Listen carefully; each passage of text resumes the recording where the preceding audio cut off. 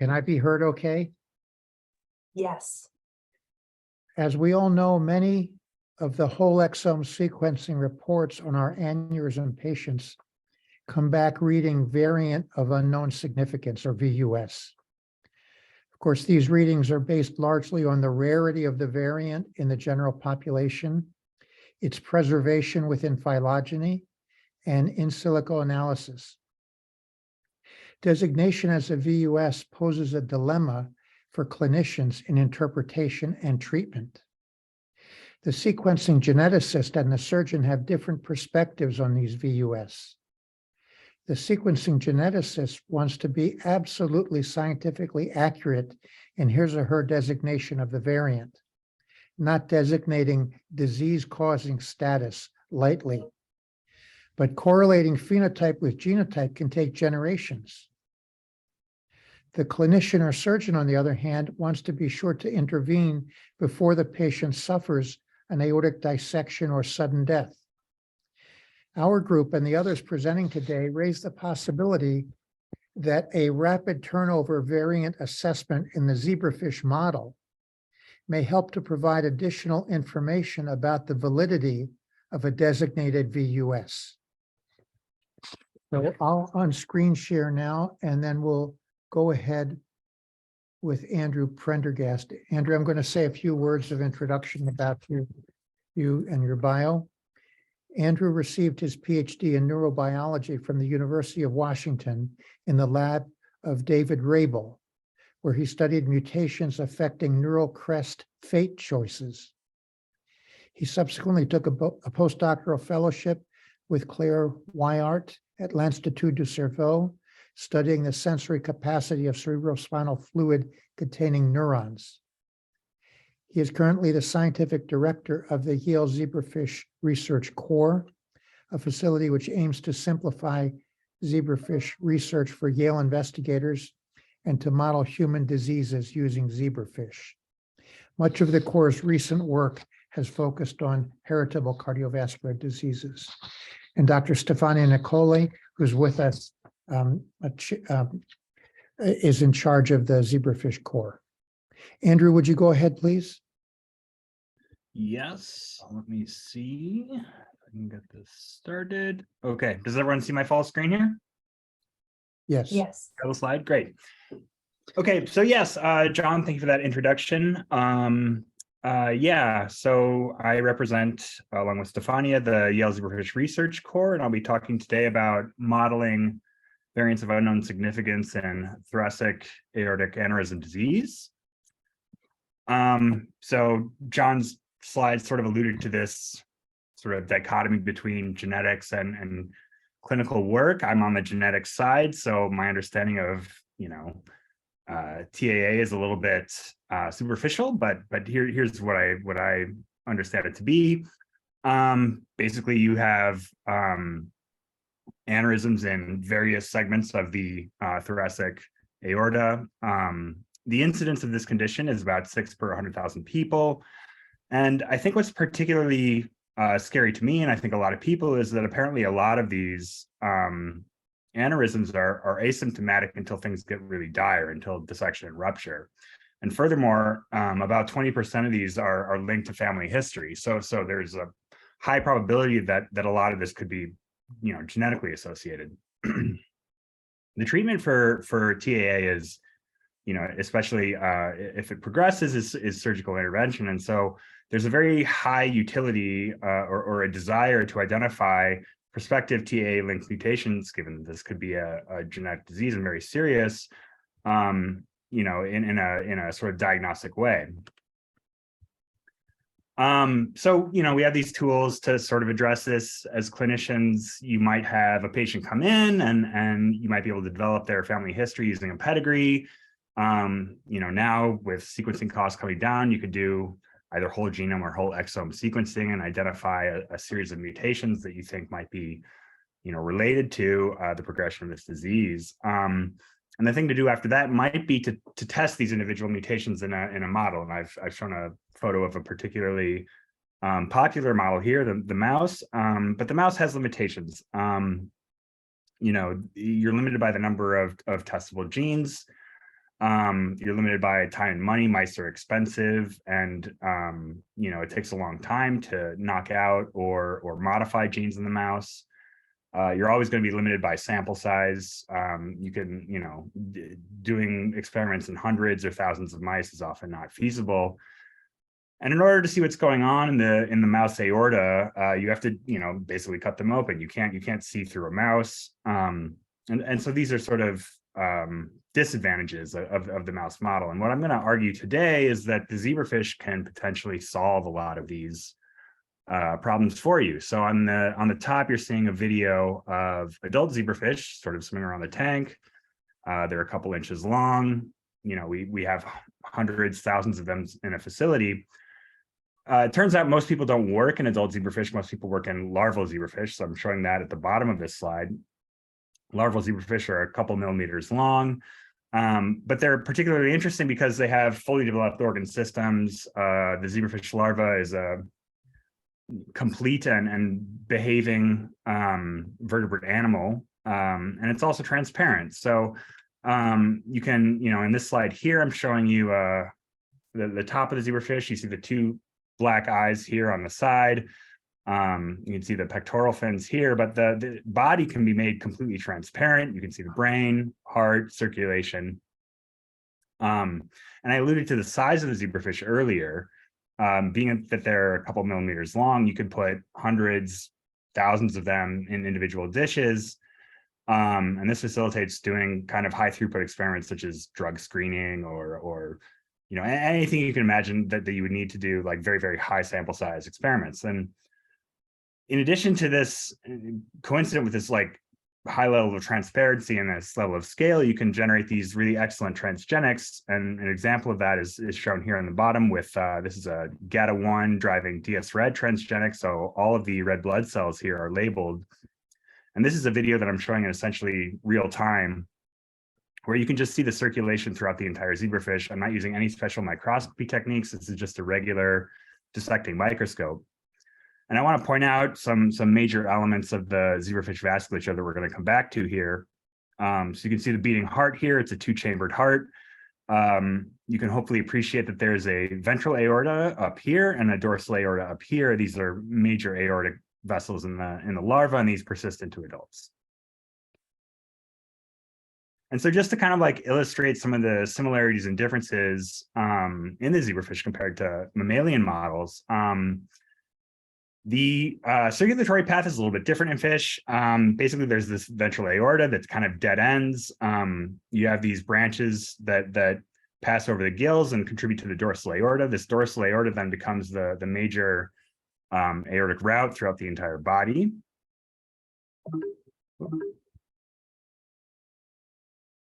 And yeah, just to like to distinguish this from the mouse, I mean, I think, if you're familiar with the human vasculature, the mouse vasculature looks very similar. You have a four-chambered heart and a thoracic aorta that has these descending segments, the PTA, the MTA, and the DTA. The fish is a little bit different. A two-chambered heart. Again, the initial aortic segment terminates early and then contributes to this dorsal aorta. So these are things that I think we should keep in mind as we consider the zebrafish as a model for TAA. The fish aorta is also different in a couple of ways developmentally. I mentioned earlier that most people are working in larval zebrafish, so it's important to consider the ways in which the larval aorta is different from the mammalian aorta or even the adult zebrafish aorta. So early on, at about 1 day old, the zebrafish aorta is just composed of a single endothelial cell layer, and that's shown up here in panel C.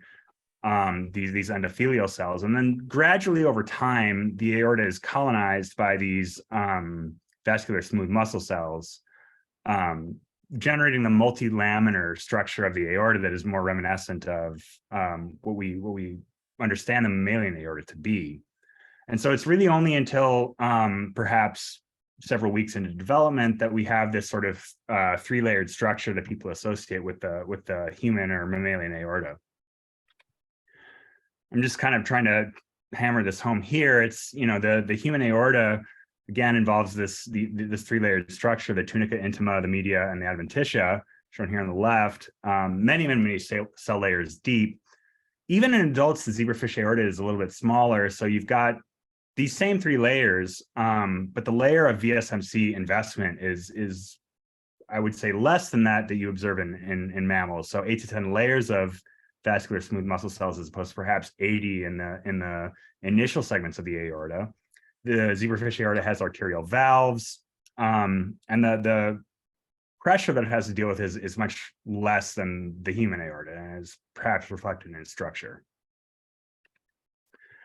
So, if we want to test patient mutations and generate models of disease in fish, or really in any animal, there's a sort of a classical approach to generating loss of function models. And what that would involve is injecting reagents that would generate modifications to DNA to generate a F0 generation. This is a mosaic generation that is going to have some cells carrying mutations and some cells not. You would then outcross this to generate a F1 generation. So these are going to be heterozygote animals carrying different mutations, but again, not presumably lacking all gene function in these F1 animals. And then finally, in your F2 generation, where you incross F1s, you're able to generate true homozygous mutant animals and in theory observe really what loss of function looks like. And each of these steps, because the generation time for fish is 3 months, you're waiting at least 9 months under best case scenarios to get to that F2 generation. And this is time consuming, and we want to get around that. That said, it's a useful approach. And I'm going to take a step back here and talk about some other projects that the Corps has worked on in intracranial aneurysm disease, or IAD. So this is a very similar kind of approach as I put up on that early slide, where we, are working with groups studying cranial aneurysms in humans. So you get this pedigree, you do exome sequencing, you narrow down, these mutations to a particular gene. In this case, it was PPIL4. And so this is a gene that we were able to, knock out in zebrafish. And if you think that zebrafish maybe, we're working with larvae, you might think that this potentially would not be a good model for studying things, an animal that's a couple days old as opposed to human beings that are, decades old. But in fact, if we knock out this gene in zebrafish, we're able to identify a phenotype characterized by arborization defects, aneurysms, hemorrhages in the zebrafish larva. So really, this I think can be, even though the zebrafish larva is very young, it's in a different taxon than humans, a lot of these phenotypes are actually very portable. This is another IAD-related gene that we've been working with, and from start to finish of this particular thing, getting from ordering reagents for this and getting all the way up to F2, this is a 17-month project. So that's pretty fast, but it's still over a year. It's a long time. So what can we do to sort of reduce the amount of time expenditure that we are working with here? And actually, I alluded to this mosaic F0 generation. Is wouldn't it be great if we could, do phenotypic analysis in this F0 generation, which is only 2 to 6 days old. And so to do this, we worked with John's group, both looking at some candidate genes that he was interested in from his clinical practice, but also going back into the literature and finding several genes that had been associated with TAA. Things are Marfan syndrome, Ehlers-Danlos syndrome. Basically testing these genes that are known to have roles in TAA and see, can we pull out phenotypes from F0? And so, so we had this stuff from literature and also these pedigrees from John's practice, Emmelin-1 and Meinbaum-1. So we tested these in addition to these previously known genes. And so I think everyone's probably familiar with CRISPR-Cas9 by this point. If you're not, basically you inject these guide RNAs that are complementary to regions of DNA that you're interested in modifying. You complex these with a nuclease known as Cas9. This generates a very targeted nuclease that homes in on your region of interest and generates double-stranded breaks. And then an important question when you're using this kind of technique is, okay, in F0, what degree of DNA modification are you getting? And so for this paper that we published in early 2022, we basically went in and generated guide RNAs targeting all these genes that we were interested in. And then asked, okay, when we try and recover DNA from those injected fish, how many of those sequences are modified? And in fact, we found that the degree of modification was quite high. And in many cases, we observed that all clones that we pulled out of this were modified. It's I think well understood at this point that these reagents are extremely efficient. And so it gives you some hope that even though there's sort of this understanding that F0 analysis in mosaic animals, by and large, given that these tools are so efficient, your F0 generation is actually heavily modified. And I think it's reasonable to make conclusions about phenotypes from that generation. And so what do we actually find when we went to inject these sort of known TAA-associated genes? We sort of sorted these into three categories of phenotypes. One, we observed cardiomegaly, so an enlargement of the heart. We observed axis defects. So this is especially apparent in panel D with Col5A1. You see this bending of the body axis. And we also observed hemorrhaging. So if you look in panels F and G, we observed both intracranial hemorrhages in the case of panel F for Mindbaum. But what's particularly encouraging for us, I think, was to observe these hemorrhages around the aorta itself. So in panel G, with Mindbaum 1, you can see this sort of, the arrowhead is indicating this area where red blood cells have accumulated around the aorta because of the fact that it's ruptured. You see another example of this in Col5A1 at the bottom here. That kind of aortic rupture never happens in wild type fish and is actually extremely rare with even when we've studied genes involved that we know are involved in intracranial aneurysm disease, suggesting that there's something very specific going on in the aorta that would lead to this kind of localized hemorrhaging around the dorsal aorta. And so, you know, in this paper, we quantified these different phenotypes, and I think we intend to do this going forward for a large number of genes. Basically, you know, even though in many cases these are rare events, what's encouraging about this is we can screen through these things on a very rapid timescale. So from start to finish, this entire project took about 39 days, just getting from ordering reagents to sort of quantifying the degree of phenotypic perturbance here. Now, one criticism you could make of this approach is, well, you're generating loss of function mutants, and that's different somewhat from what's going on in this human clinical population where you have individual amino acid substitutions. And I think the next iteration of this approach is going to be to not only generate loss of function mutants, but then also to do rescue and false rescue with these human variants. And so this is, again, from an intracranial aneurysm project where we have a loss of function mutant, which we then go and attempt to rescue with human versions of this gene. And so on the right here, I'm showing you the incidence of phenotype for this gene that we know is associated with intracranial aneurysms. What I hope you can appreciate is in the uninjected population, you have this various rates of both necrotic and hemorrhagic fish. If we inject wild type RNA, we're able to basically get rid of that entirely. But what we found that was very interesting in this set of experiments is that by injecting these human alleles, so these are single amino acid substitutions, we're able to partially rescue these phenotypes. And what this suggests is that, and we didn't know this before, was that these human alleles are likely hypomorphic. So, you know, able to have some function, but not completely replace the wild type RNA. And these are, you know, truly humanized fish in this regard, in that they are missing this gene's function. And then we are able to, in the case of the wild type injection, completely rescue phenotypes. And then in the case of these, again, hypomorphic alleles, partially rescue these phenotypes. And so I think this is a really useful approach to rapidly evaluate potential human variants of interest.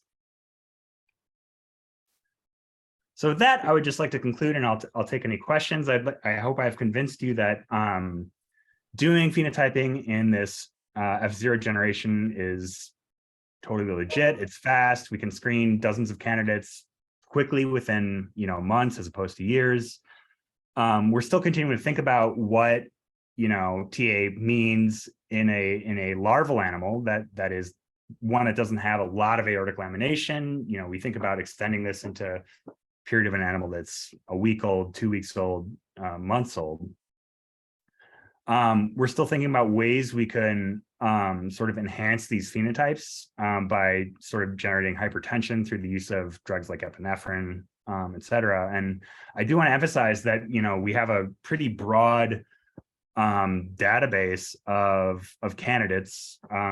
John's been doing this for quite some time with his group. He has a database of 4,500 TAD patients and 1,600 exomes. So we have a lot of candidates we can go through and test in zebrafish. So with that, I will conclude. I'd like to thank the staff at the YZRC, UA, Ramil, Stefani, and Pat.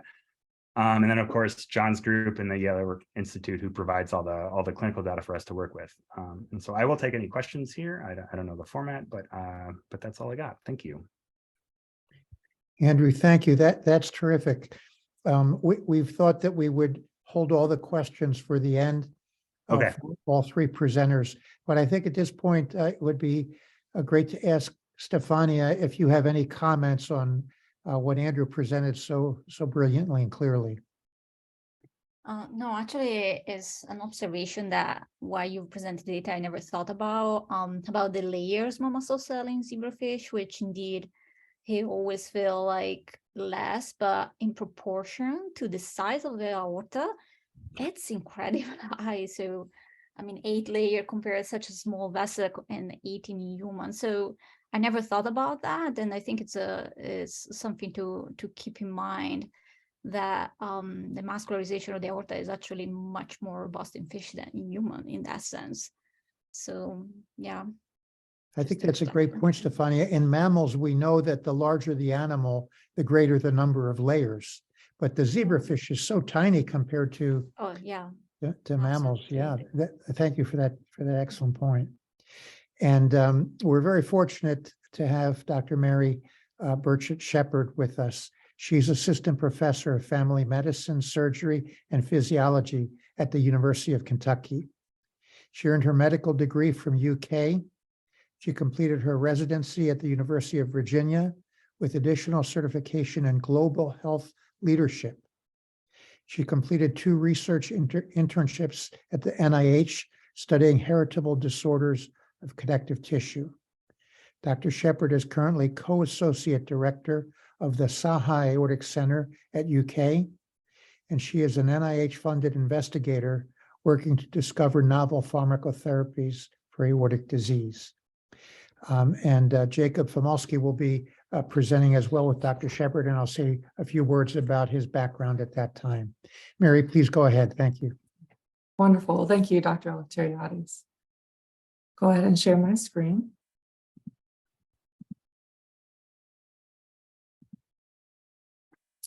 We wanted to share with you a special opportunity that we had to model a human VUS in a zebrafish embryo model. And it's a pleasure and honor to be with you today, along with my colleague, Dr. Jakub Famulski. Familial thoracic aortic aneurysms and dissections are known to be caused by mutations in multiple different genes.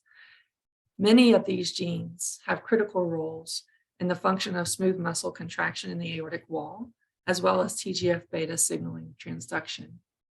In the TGF-beta signaling pathway, SMAD3 is a critical player that dimerizes and transduces signalings after being phosphorylated with SMAD2 to bind the SMAD4 and go into the nucleus to transcribe downstream genes. Because our patient had a mutation in the SMAD3 gene, we looked for opportunities to try to determine whether this variant of uncertain significance was truly pathogenic. Currently, 65 different mutations have been identified in people who have familial thoracic aortic aneurysm and dissection in the SMAD3 genes But right now, 35 of those are classified as variants of uncertain significance, which would include my patient. Because human and zebrafish basically share 93% of homology in their DNA, we set out to try to model this variant of uncertain significance in the zebrafish embryo. To describe the clinical scenario, I want to basically share, as Dr. Elefteriades had said, how a lot of times the genetic classification of a variant of uncertain significance makes a tremendous impact on the surgical, clinical, and familial management of a patient. As you can see here with the arrow, my patient is the proband. He is a 55-year-old male who presented to me with a past medical history of thoracic aortic aneurysm, abdominal aortic aneurysm, as well as atrial fibrillation for evaluation of a familial aortopathy. His family history was intriguing because his maternal grandmother had died from a thoracic aortic aneurysm and dissection in the 8th decade of life. But on the paternal side, he also had a paternal grandfather with a AAA, as well as mitral valve prolapse in his father, and atrial fibrillation, which generally occurred in the 3rd to 4th decade of life without another explanatory cause in multiple family members. In panel B, you can see that my patient's thoracic aortic aneurysm. And you can see also, it's interesting, this aneurysm was maximally measured at a diameter of 4.5 centimeters, which would be below the surgical threshold for a patient without a genetic aortopathy. But in the case of a pathogenic SMAD3 mutation, often a surgical repair is recommended as low as a surgical diameter of 4.5. And in panel D, when I first saw the patient, the initial evaluation of his abdominal aorta was all within normal limits. But over the course of the 3 years that I followed him, he developed an atherosclerotic intramural hematoma that took the diameter in the infrarenal aorta from 2.2 by 2.2 centimeters to 3.2 by 3.7 centimeters. As I continued to find interesting phenotypes, I continued to search further to make sure that there was no vascular involvement that was possibly overlooked. You can see here in panel C that my patient had right coronary artery ectasia with a diameter of 6 millimeters. In panel E, we also found that he had extensive coronary calcification, such that his adjusted age based on his calcium was 82 years old, even though he was only 55 years old clinically. He had never smoked in his life. In panel D, we found that he had ectasia of the right vertebral artery, and we were able to, with my radiology colleagues at the University of Kentucky, generate a reconstructed image where you can see the right vertebral artery is in fact patent the entire length, but is incredibly diminutive compared to the left. Now, to talk about whether these phenotypes could have possibly been caused by this SMAD3 VUS or another unknown variable, I'm going to turn over to Dr. Famulski, my colleague, who Dr. Elefteriades will introduce. Thank you very much, Mary. That's great. And I'll say a few words about Dr. Famulski's background. He's associate professor in biology at UK, and he studies the molecular pathways involved in retinal, anterior segment, and photoreceptor development as they relate to congenital blinding disease. He received his PhD from the University of Alberta, and he trained as a postdoc at St. Jude Children's Hospital, working on cerebellogranule neuron migration and polarity, and also at the University of Alberta on zebrafish ocular development. Dr. Famulski, thanks for being here. Please go ahead. Thank you very much, and thank you for giving me the opportunity to present today. So as I think my bio kind of suggests, I'm a bit of an outsider when it comes to this particular field, but just a little bit over 3 years ago, Dr. Sheppard approached me about an idea to try and bridge sort of the bench to clinic sort of idea, which I thought was quite feasible with the zebrafish model system. So our first presentation, I think, very nicely laid out all the sort of arguments that most zebrafish researchers need to make to sort of justify the use of our model in cases of where you could also use the mouse model. And so I'll just briefly go over some of the highlights in that. For myself, as a developmental neurobiologist, the zebrafish is an absolutely wonderful, oops, one second. I see that my slides are not showing up for some. Here, let me try that again.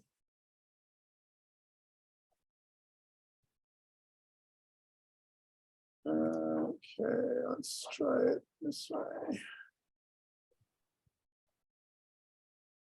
All right, is that working? Yes. Yes. Okay, I'm just going to keep it in this format.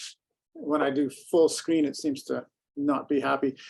So again, as a developmental neurobiologist, most people in my field don't have to be convinced about the power of the zebrafish, and particularly the zebrafish embryo model, for the benefit of being able to literally visualize development happen in real time.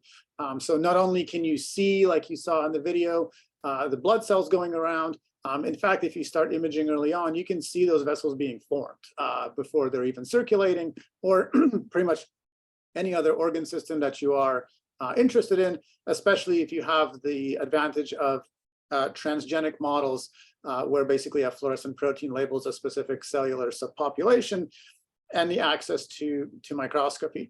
And so whether you're interested in early developmental time points, or whether you're interested in sort of the more physiological aspects of zebrafish once they become basically a little animal within just a few days, you ultimately have a cheap and easy to use vertebrate model. For those who use exclusively embryos, they produce hundreds of these embryos from even a single pair of fish that are crossed.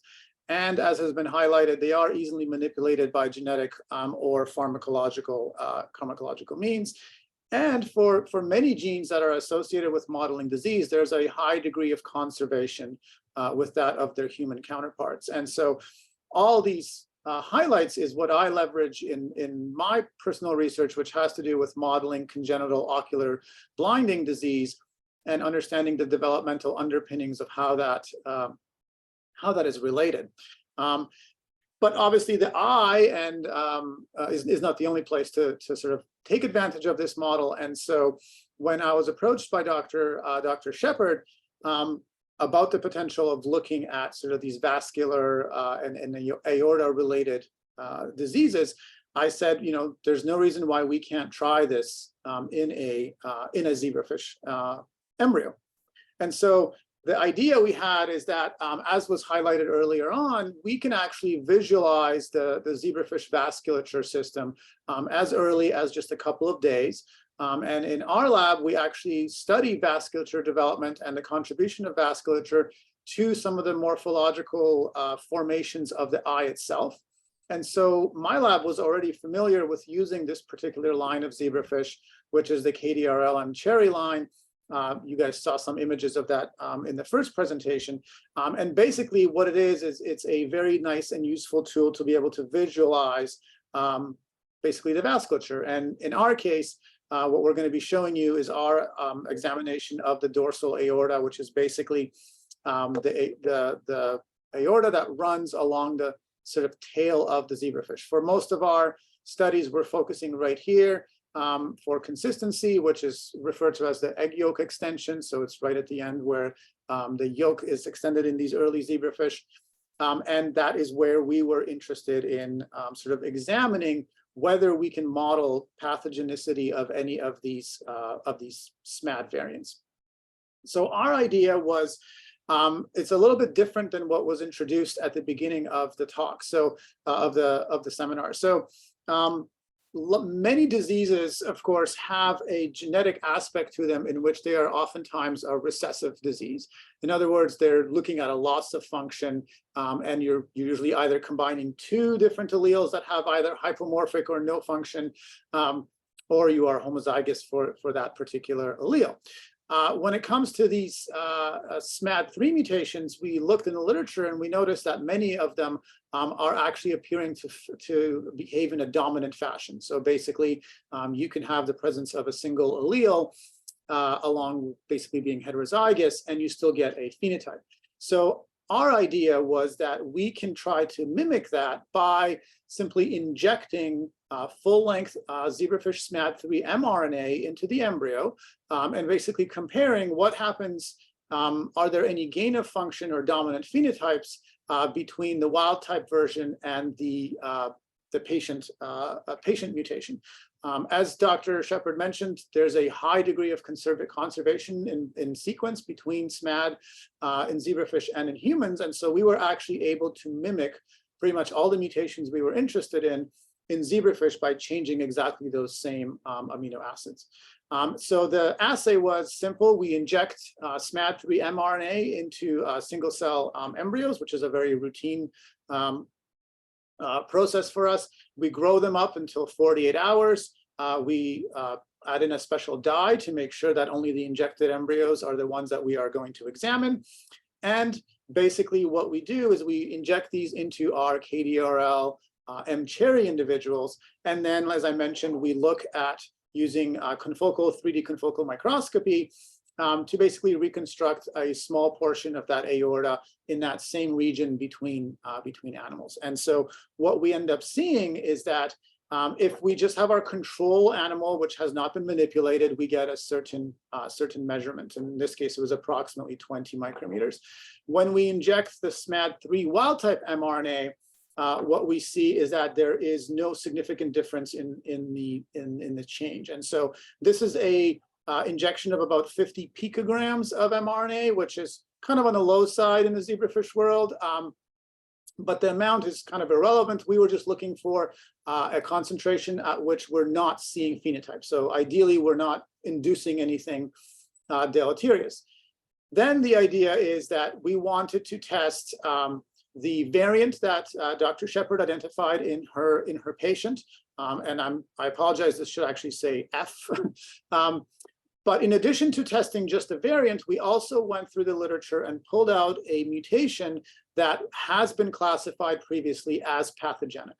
And so that was our positive control. So we generated an mRNA that was this T261I as our positive control. And we also generated the mRNA corresponding to the patient. And basically, we injected several different embryos and then scored for the size of that aorta. In the sort of setting up this experiment, we didn't really go in with any preconceived notions of essentially causing aneurysms or things like that. I had cautioned Dr. Sheppard that this is early in development, the physiology is likely a little bit different. But the idea was that if the mutation or the variance in the sequence of SMAD3 does in fact cause some sort of biological functional change, we may still be able to pick that up even at these early developmental time points. And that's essentially what we saw. And so basically when we compared the diameter that we measured in that positive sort of our positive control, we saw that there was in fact an increase in diameter size. Interestingly, when we compared that to the newly identified VUS from Dr. Sheppard's patient, it was actually significantly increased. The statistics is very clear, and the average there is quite significant. So that gave us the confidence that perhaps we do have an assay that might be even faster. I mean, this is basically, like 3 days worth of work. So that if somebody has a patient where they want to find out if there is potential alteration in SMAD3 function, this may be a way to do that. And so to extend our study, we again went to the literature and looked at some of those mutations. So this is from a publication, a review that sort of lists many of the different mutations that are found within SMAD3, as well as its different domains. And so the different domains are called these MH1 and MH2 domains, along with a linker. And this is basically what allows SMAD to confer its transactivating activity on gene expression. And so if we look at, here is that mutation which we use as our positive control. And here were some other mutations that we found throughout the gene that we also became interested in, and began to generate these mutant mRNAs so that we can conduct our studies. So here is sort of their breakdown. We had our positive control. We had several different variants of unknown significance. And then we also had some in here that were classified in the literature as likely pathogenic, which is not much more helpful than VUS, but either way, so we wanted to kind of take a look at some of these and see if our assay could be applied and whether we can help classify some of these based on our results. And so here is what we saw for 4 additional variants that we had taken out. If we look at the data set here, what we will see is that 2 of them were highly significant in fact causing that enlargement of the aorta diameter, this L296 and the A349. And then we also found one, this R287, which is shown right here, which actually did not have any effects compared to wild type. So that one may in fact just be a potential SNP. And then we also saw slight significance of this P124T. If we kind of just visually look at that within the diagram of the functional domains, we see they lie again within these MH1 and MH2 domains. We would love to still have several mutants or several of these variants which we have not yet tested. But they're at some point will also be examined. But again, at least based on this new sort of quick and easy assay, we're now proposing that several of these different VUSs may now in fact be classified, or we believe have the potential to be classified as pathogenic. And as Dr. Sheppard mentioned, the patient who happens to carry that 244 mutation, that may now change the outcome of how that patient is counseled and what sort of course of treatment may in fact be available. So with that, I'll just end shortly, and I'm happy to discuss. Hopefully, we've sort of shown you that again, the power of the zebrafish can be even further sped up if we're looking at a dominant sort of phenotype that you can possibly look at as early as 2 days into development. And again, there's nothing stopping you from injecting several different types and working through this, as well as some plans that we have for the future is to also now introduce some pharmacological basically drug interventions to see if we can alter the outcome here by modifying whether it's the vasculature itself or perhaps the TGF-beta pathway as well. So with that, I just want to thank the person in my lab, Nishida, who was a technician in my lab a few years back that did most of the work looking at sort of doing some of these measurements. With that, I'm going to stop sharing, and I will thank you for your attention. Thank you very much, Dr. Famulski. Very exciting work. In the interest of time, I'm going to be very brief about introducing Patrick Sips.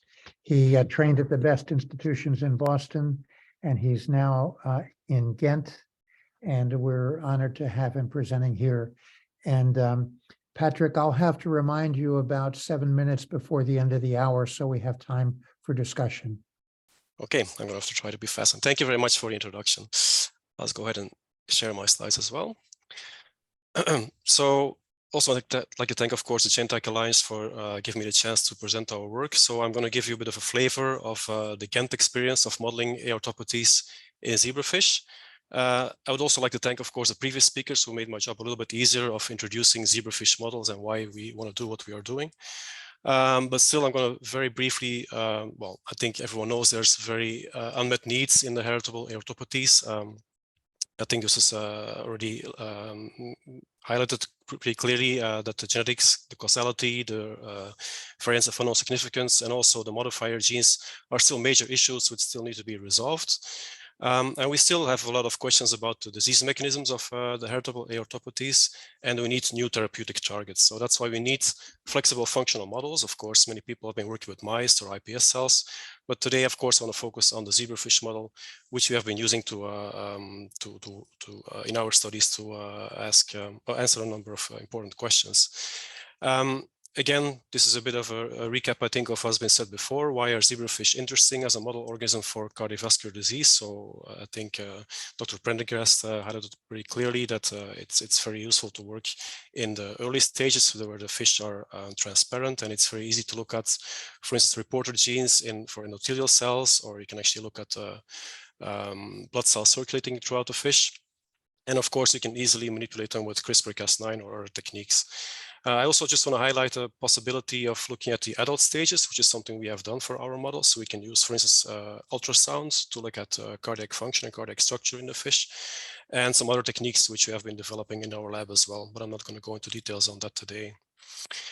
So in my first example, I want to talk a bit about our efforts to try and find a relevant zebrafish model for Marfan syndrome. This is work that was done in co-supervision with Professor Julie de Bakker at Ghent University Hospital. So I am not going to introduce Marfan syndrome for this audience. I think everyone knows it carries a large risk of aortic aneurysm and dissection as well. But I'm just going to briefly highlight the genetics in a sense that, well, at least looking at the fibrillins in humans, there are 3 fibrillin genes, where fibrillin 1, of course, is the causal gene for Marfan syndrome. In the fish, there's also 3 fibrillin genes. They are termed fibrillin 1, 2A, and 2B. However, the functional orthology between the 3 isoforms in humans and the orthology with the fish is not very clear. The 3 fibrillin genes, however, just like in human, are very structurally similar. So the 1, 2A, and 2B, they are very much alike if you look at the structure of a gene and the predicted proteins coming from those genes. So we decided to systematically disrupt all genes using the CRISPR-Cas9 technology. We started, of course, with fibrillin 1 as our primary target. So we actually made 4 independent CRISPR-Cas9 induced lines, which means they were all containing short deletions leading to the development or leading to introduction of premature termination codons. Surprisingly, however, we found no cardiovascular phenotype in these fish. So these are not F0 experiments. These are actually F2 and F3, 4, 5. We actually grown them for several generations. So these are stable lines. And in none of those fish, we actually saw any cardiovascular phenotype neither in the ventral aorta or in the dorsal aorta, which was a little bit surprising, of course. We also looked at the adult stages and we performed cardiac ultrasound. The only phenotype we found there was very mild, but still reproducible dilated cardiomyopathy. This might be reminiscent a little bit of the cardiomyopathy that is present in a subset of Marfan patients, but still it didn't really satisfy our need for a relevant model for Marfan syndrome. So then we proceeded to the other fibrillin genes. We looked then, of course, next at fibrillin 2A. And even combined fibrillin 1 with fibrillin 2A. And in both cases, again, we saw no phenotypes, neither in the early stages or in the adult stages. These fish grew normally and they were indistinguishable from the wild-type controls. We then moved on to the third gene, the fibrillin 2B, and then we did find a very severe phenotype in the early stages. So as you can see here, these are 3-day-old fish. You can see a strong pericardial edema and also an atrophy of the fin folds. And if we looked into more detail into the vascular phenotype using the KDRL GFP line, so expressing GFP in endothelial cells, we found that the pericardial edema is due to a loss of endocardium, particularly in the atrium. So the endocardial cells actually detach from the myocardium, which leads to loss of blood flow, and then the pericardial edema starts growing, and eventually those fish will die. These homozygous mutants do not survive longer than 6 to 8 days post-fertilization. We also saw a minor posterior caudal vein dilatation. This was not very surprising because these similar models have been described in the past. There have been some large studies in the past where people have done 4 genetic experiments where they did random mutagenesis in the fish, the ENU mutagenesis projects, and then a number of interesting phenotypes were found, and then first the phenotypes were examined, and afterwards the targeted or disrupted gene was mapped. And there's a few examples, and I'm going to show them here very briefly. They were termed Puff Daddy and Scotch Tape based on their appearance under a microscope. And it turned out they both hit FBN2B as a target, and they saw a very similar phenotype to what we found in our CRISPR-Cas9 induced mutant. So the fin-fold atrophy was very clear. And in this mutant, there was a paper describing also the endocardial detachment, which we observed. So that was not very surprising. The thing, however, that was new from our work is that we found that this phenotype is not 100% penetrant. Actually, to the contrary, it's probably even less than 50% of the homozygous fibrillin 2B mutants show this severe cardiac phenotype with the endocardial detachment, which you can see here. This is a beating heart of a 2-day-old zebrafish. But the other half, or a bit more, of the homozygous fibrillin 2B mutants had only a very mild phenotype. They did not display this endocardial detachment. They did show, however, the fin-fold atrophy, but they survived normally to adulthood. So these fish did, so these died at 6 to 8 days post-fertilization. These survived normally until adulthood. What was interesting then is then when we look more closely at those fish with a mild phenotype, and then we could look at them at a later stage, so look at them at 8 days post-fertilization. And then we found a significant dilatation of the bulbous arteriosus. So you can see here, this is the beating heart, this is the ventral aorta, and this structure is the bulbous arteriosus, which is an initial structure right after the outflow tract, or actually the outflow tract, which is very reminiscent of the aortic root in humans. So this is very interesting, of course, as the aortic root is commonly dilated in patients with Marfan syndrome. We also confirmed that in adult zebrafish of 6 months old on ultrasound, we could again confirm this significant dilation of the bulbous arteriosus. So I think with this we were quite excited because I think we did find a relevant model where we could actually replicate one of the major hallmark symptoms or phenotypes of Marfan syndrome. So that's now something we're taking forward to investigate further in our lab. For the second part of my talk, I hope I still have a bit of time to show this as well. I want to switch gears quickly and go back to the SMAT3 story that actually was introduced very nicely by the previous speaker. You know, Patrick, I'm sorry, but we wouldn't have any time for discussion. But you've really enthralled us. I'm enthralled seeing that dilated root in that zebrafish. And if I would have just maybe a chance to show maybe 2 slides, because it's a very important point I would like to make about this without going into the details, if I may. I would then very briefly go over skip pretty much the introduction of why we did this. We very briefly we mutated all 4 because there's duplicated genes for SMAT3 and SMAT6. The 4 SMAT genes in the fish, and we found that they actually have sudden death, and we could link this, if we looked at the aortic structure in the adult fish, to actual dissection in the aorta. And this is, I think, the key slide that I want to show still, because this is, I think, the first instance, the first finding that we know of actual dissection and rupture in a zebrafish. So we could see the false lumen and actual rupture of the wall. This is in the adult zebrafish. And I think that's all I really want to show before the end of my talk. So sorry for interrupting you there, but I thought I really want to show you this. Thank you. That's an amazing slide. Thank you very much, Patrick. And we have a short amount of time now for questions. Lauren, do you want to start with the pre-submitted questions, or let me say, does anyone in the audience have a question for us?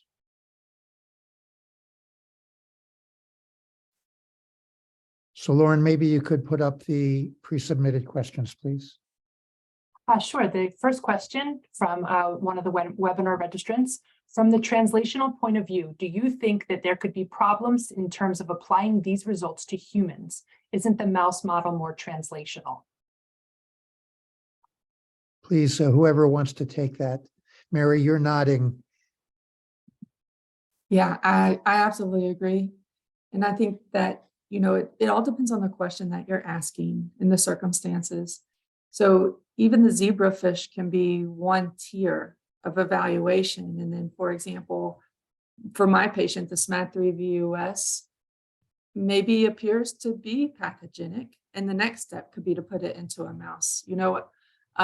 It's all limited resources with expense and time and sometimes facilities. So I think in part of a team approach with a lot of people investigating these variants for different circumstances, that this can be one important piece of the puzzle. But I was very cautious in counseling my patient not to extrapolate this too far. And fortunately for this patient, he's a physician in academic medicine. So he was able to put all of this data in appropriate context. Thank you. And Lauren, the next question I think had multiple parts. Do you want to start with the first part? Sure. And we also did just receive a question in the Q&A box.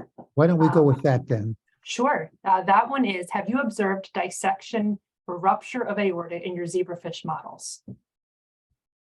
And Patrick, That's a slide I just very quickly could show at the very end.